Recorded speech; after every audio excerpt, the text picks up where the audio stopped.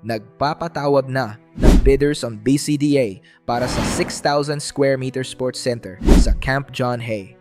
Sa recent Facebook post ng BCDA, makikitang naghahanap na sila ng mga kumpanya at consultants na magmamando at magsusupervise sa pagpapatayo ng dambuhalang sports facilities sa loob ng Camp John Hay. Opo, tama ang dinig nyo. Naghahanap na sila ng tagapamahala sa construction. Kaya hindi ko na rin alam kung may pag-asa pa ba tayong mapigilan pa itong tila malaking kalokohan na to. Dahil mukhang tuloy na at wala talagang preno ang BCDA sa mga proyekto nila. Sa bagay, bakit nga naman hindi matutuloy? Kailan lang na nung nag-groundbreaking sila, di ba? Noon pa lang ay nakakabahala na. Paano pa ngayon na naghahanap na sila ng mga tao para i-supervise ang paggawa nito? Ang pinagtataka ko lang talaga, ganun lang ba kadali ang magplano ng mga ipapatayo sa loob ng camp? Napasa na ba nila ang Master Development Plan ng Camp John Hay sa Baguio LGU? Baka nakakalimutan nila ang tungkol sa 9-team conditionalities?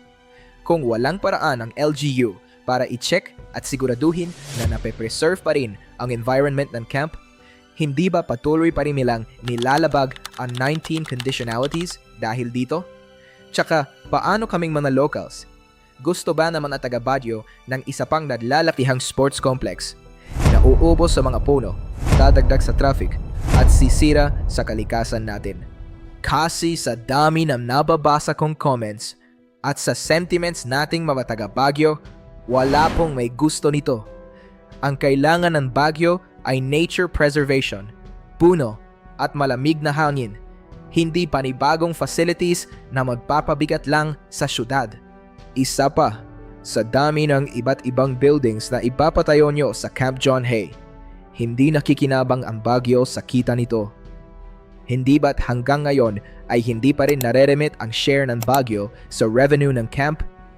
Nasaan na ang 225 million pesos? Saan napupunta ang pera? Nakakagigil kasi parang ginagawa nilang private playground ang Camp John Hay nang walang pakialam sa mga taong talagang nakatira sa Baguio. Kaya mga kapwa ko taga Baguio, tuloy lang tayo sa paniningil.